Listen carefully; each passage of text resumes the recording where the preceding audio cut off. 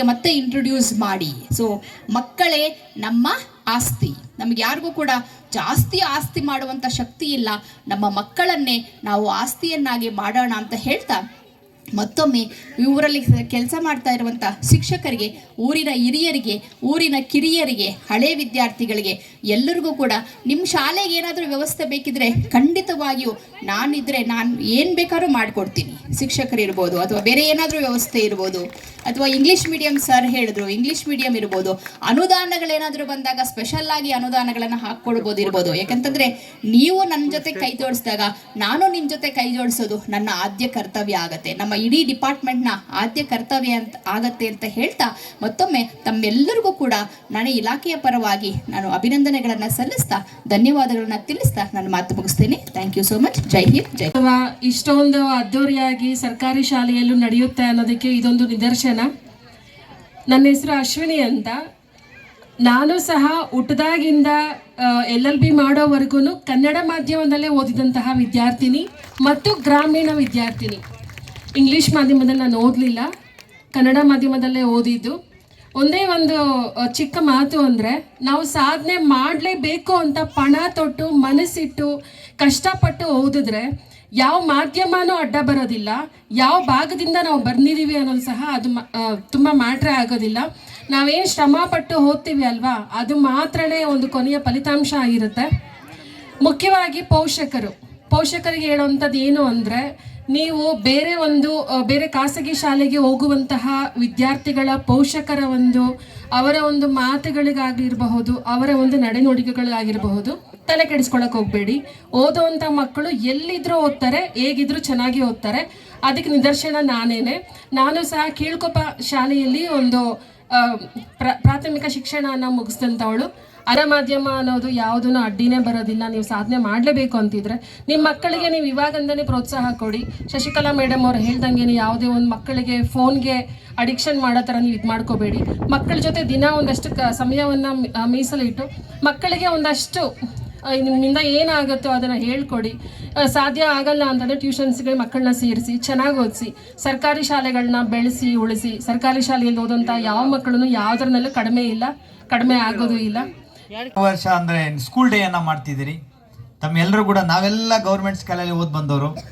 ನಮ್ಗೆ ಯಾರು ಈ ಥರ ಸ್ಕೂಲ್ ಡೇ ಮಾಡಿ ನಮ್ಮ ಪ್ರತಿಭೆಯನ್ನು ವ್ಯಕ್ತಪಡಿಸೋಕ್ಕೆ ಅವಕಾಶ ಕೊಡಲಿಲ್ಲ.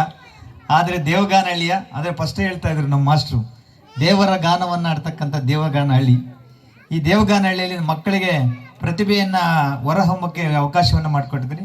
ಐ ಥಿಂಕ್ ಇನ್ನೊಂದು ಅರ್ಧ ಗಂಟೆ ಮುಗಿದೋಗುತ್ತಲ್ಲ ಈ ಪ್ರೋಗ್ರಾಮ್ ಇದೆ.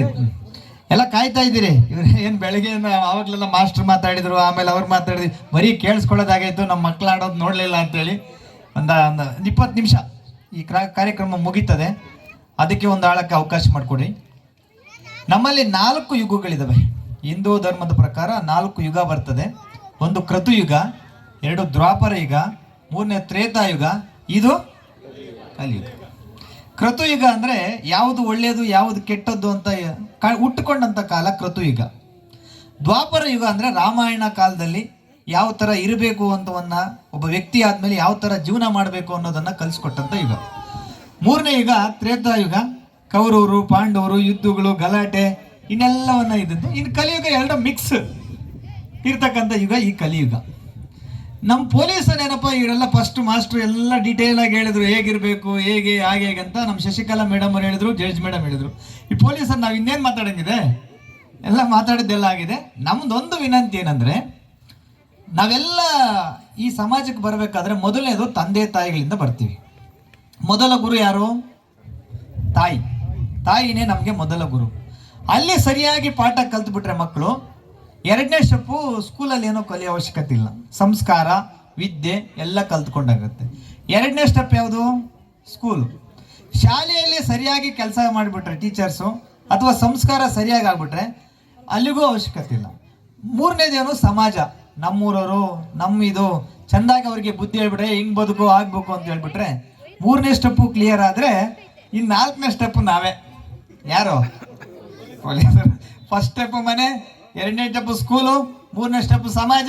ಅಲ್ಲೂ ಸರಿ ಹೋಗಿಲ್ಲ ಅಂದರೆ ನಮ್ಮ ವ್ಯಾಪ್ತಿಗೆ ಬರ್ತಾರೆ. ಸೊ ನಾವು ಏನು ಮಾಡ್ತೀವಿ, ಅವರೆಲ್ಲ ಒಂದು ಬಳ್ಳಿಯನ್ನು, ಒಂದು ಸಸಿ ಚಿಗುರನ್ನು ಏನು ಮಾಡ್ತಾರೆ, ನಿಧಾನವಾಗಿ ಬೆಳೆಸ್ತಾರೆ, ನೀರು ಹಾಕ್ತಾರೆ.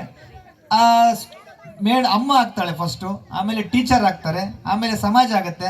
ನಾವೇನು ಮಾಡ್ತೀವಿ, ಸ್ವಲ್ಪ ಬಗ್ಗಿಸ್ತೀವಿ, ಕೊನೆಗೆ ಏನಾಗಿಲ್ಲ ಅಂದ್ರೆ ಮುರಿದಾಕ್ತೀವಿ. ಸೊ ಆ ಕೆಲಸವನ್ನು ನಾವು ಪೊಲೀಸರು ಮಾಡ್ತೀವಿ. ನಮ್ಮ ಹತ್ರ ನ್ಯಾಯವನ್ನು ಕೊಡಿಸ್ಕೊಡಕ್ಕೆ ಅವ್ರ ಹತ್ರ ಹೋಗ್ತೀವಿ, ಅವ್ರು ಕೊನೆಗೆ ಮುರಿತಾರೆ. ಸೊ ಈ ಕೆಲಸವನ್ನು ಮಾಡ್ತಾರೆ. ನಾವು ಇದೆಲ್ಲ ಕಾರ್ಯಕ್ರಮಗಳಿಗೆ ಯಾಕೆ ಬರ್ತೀವಿ ಅಂದರೆ, ದಯಮಾಡಿ ನಮ್ಮವರೆಗೂ ಅಪರಾಧ ಆಗೋಕ್ಕೆ ಅವಕಾಶ ಕೊಡಬೇಡಿ ಅನ್ನೋ ಒಂದು ಕಾರಣಕ್ಕೆ ಈ ಪ್ರೋಗ್ರಾಮ್ಗಳನ್ನು ಆಯೋಜನೆ ಮಾಡ್ಕೊಂಡಿದ್ದೀರಿ ಅಂತ ಹೇಳ್ತೀವಿ. ಈ ದೇವಗಾನಹಳ್ಳಿ ಜನ ಈ ಒಳ್ಳೆಯ ಕಾರ್ಯಕ್ರಮ ಮಾಡ್ತಿದ್ದಾರೆ. ಈಗಿನ ಕಾಂಪಿಟೇಷನ್ ಯುಗದಲ್ಲಿ ಗೌರ್ಮೆಂಟ್ ಸ್ಕೂಲ್ ಶಾಲೆಗಳು ಸಹ ಪ್ರೈವೇಟ್ ಸ್ಕೂಲ್ನೊಂದಿಗೆ ಸ್ಪರ್ಧೆಯನ್ನು ಮಾಡೋಕ್ಕೂ ತಯಾರಾಗಿದ್ದಾವೆ. ನಾವು ಕೂಡ ಈ ಸ್ಪರ್ಧೆಯನ್ನು ಮಾಡ್ತೀವಿ ಅನ್ನೋದನ್ನು ಈ ಕಾರ್ಯಕ್ರಮದ ಮೂಲಕ ತೋರಿಸ್ತೇವೆ ಅಂತ ಹೇಳಿದ್ರೆ, ಆ ಯುವಕ ತಂಡಕ್ಕೆ ನನ್ನ ವತಿಯಿಂದ ವೈಯಕ್ತಿಕವಾದಂತಹ ಧನ್ಯವಾದಗಳನ್ನು ಅರ್ಪಿಸ್ತೇನೆ. ಇದೇ ರೀತಿ ನಮಗೆ ಸಹಕಾರ ಕೊಟ್ಟರೆ ಇನ್ನೂ ಹೆಚ್ಚು ಹೆಚ್ಚು ಕಾರ್ಯಕ್ರಮಗಳನ್ನು ಮಾಡಬೇಕನ್ನೋದೇ ನನ್ನೊಂದು ಹಂಬಲ. ಏಕೆಂದರೆ ನಮ್ಮ ಶಾಲೆ ಕನ್ನಡ ಮಾಧ್ಯಮ ಶಾಲೆ ಹುಟ್ಟು ಹಾಕಿದ್ದು 1985ರಲ್ಲಿ. 85ರಿಂದ ಕನಿಷ್ಠ ಅಂದ್ರೂ ನಮ್ಮ ಶಾಲೆಯಲ್ಲಿ ಒಂದು 25-30ರಿಂದ ವಿದ್ಯಾರ್ಥಿಗಳು ಇರ್ತಾಯಿದ್ರು. ಆದರೆ ಇತ್ತೀಚೆಗೆ ಒಂದು 7-8 ವರ್ಷಗಳ ಹಿಂದೆ ತುಂಬ ಕಡಿಮೆ ಆಗಿಬಿಡ್ತು. ತಮಗೂ ನಮಗೂ ಎಲ್ಲರಿಗೂ ನೋವಾಯಿತು. ಆ ನೋವನ್ನು ನೀವೆಲ್ಲ ಅರ್ಥ ಮಾಡಿಕೊಂಡು ಆ ನೋವು ಬರದೇ ಮಾಡ್ಕೊಂಡ್ರೆ ನಮಗೂ ತುಂಬ ಒಳ್ಳೆಯದಾಗುತ್ತೆ ಅಂತೇಳ್ಬಿಟ್ಟು ನಾನು ಹೇಳ್ತಾ ಇದ್ದೀನಿ. ಯಾಕಂದರೆ ಇಂಗ್ಲೀಷೇ ಓದಿ ದೊಡ್ಡವರಾಗೋದೇನಿಲ್ಲ, ಕನ್ನಡ ಓದಿದ್ರೇನು ಇದೇ ನಮ್ಮೂರಲ್ಲೇ ಕನ್ನಡ ಓದಿನೂ ಗೌರ್ಮೆಂಟ್ ಅಪಾಯಿಂಟ್ಗಳಾಗಿದ್ದಾರೆ.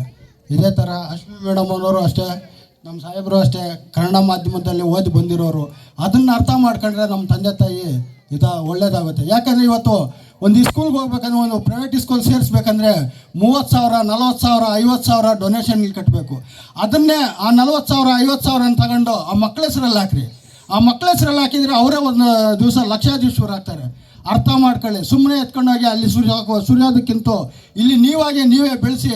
ಇದೇ ನಮ್ಮ ಸ್ಕೂಲಲ್ಲಿ ಏನಾದರೂ ಕುಂದುಕೊರತೆಗಳಿದ್ರೆ ಕೇಳ್ರಿ, ನಮ್ಮ ಮಾಸ್ಟ್ರೇ ಆಗ್ಬೋದು, ಮೇಡಮ್ನವ್ರನ್ನೇ ಆಗ್ಬೋದು, ಯಾಕೆ ವಿದ್ಯಾಭ್ಯಾಸ ಕಲಿಸ್ಕೊಡ್ತಾ ಇಲ್ಲ, ನನ್ನ ಮಕ್ಕಳು ಯಾಕೆ ಓದ್ತಾ ಇಲ್ಲ, ನೀವು ಸರಿಯಾಗಿದ್ದರೆ ನಮ್ಮ ಮಕ್ಕಳು ಓದ್ತಾರೆ ಅನ್ನೋ ಪ್ರಶ್ನೆ ಮಾಡೋ ಕೂಡ ನಿಮ್ಗೊಂದು ಇದಿದೆ. ಅದರಿಂದ ನೀವು ಹೋಗಿ ಚೆಕ್ ಮಾಡಿ. ಎಲ್ಲ ಅಷ್ಟೇ, ಊಟದ ವ್ಯವಸ್ಥೆ ಆಗಿರ್ಬೋದು, ಏನಾದ್ರೂ ತೊಂದರೆ ಇದ್ರೇನು ಅದನ್ನು ಕೇಳೋ ಅಧಿಕಾರನೂ ಇಲ್ಲಿದೆ. ಅದೇ ಪ್ರೈವೇಟ್ ಸ್ಕೂಲಲ್ಲಿ ಕೇಳೋಕ್ಕಾಗುತ್ತೆ ನಿಮ್ಮಿಂದ? ಅವ್ರು ಏನೇ ಮಾಡಲಿ, ಏನೇ ಪಾಠ ಮಾಡಲಿ, ನೀವು ಪ್ರಶ್ನೆ ಮಾಡೋಕ್ಕಾಗುತ್ತೆ ನಿಮ್ಮಿಂದ? ಅಲ್ಲಿ ಹೋಗಿ ಯಾರು ಒಬ್ಬರು ಹೋಗಲ್ಲ. ಇಲ್ಲಿ ಏನು ಮೇಕಪ್ ಮಾಡಿ ಕಳಿಸ್ತೀರೋ, ಏನು ಬುಕ್ಗಳಾಗಿ ಕಳಿಸ್ತೀರೋ ಅಷ್ಟೇ. ತಿರುಗಿ ಮತ್ತೆ ಏನು ಬರ್ತಾರೋ, ಏನು ಕ್ವಶನ್ ಕೊಟ್ಟಿದ್ದಾರೆ, ಏನು ಆನ್ಸರ್ ಮಾಡಿದ್ದೀರಿ ಅಂತ ಯಾರನ್ನ ಪ್ರಶ್ನೆ ಮಾಡ್ತೀರಾ? ಅದೂ ಇಲ್ಲ. ಅದೊಂದು ಮಾತ್ರ ಮಾಡೋಕ್ಕೆ ಹೋಗ್ಬೇಡಿ, ದಯವಿಟ್ಟು ಹೇಳ್ತಾ ಇದ್ದೀನಿ. ಆದಷ್ಟು ಮಕ್ಕಳನ್ನ ಕನ್ನಡ ಇಸ್ಕೊಳಕ್ಕೆ ಹಾಕಿ. ನಮ್ಮ ಕನ್ನಡ ನಿರ್ಮಯ್ ಮೀಡಿಯಾ ಚಾನೆಲ್ ವೀಕ್ಷಿಸಿ, ಸಬ್ಸ್ಕ್ರೈಬ್ ಮಾಡಿ, ಲೈಕ್ ಮಾಡಿ,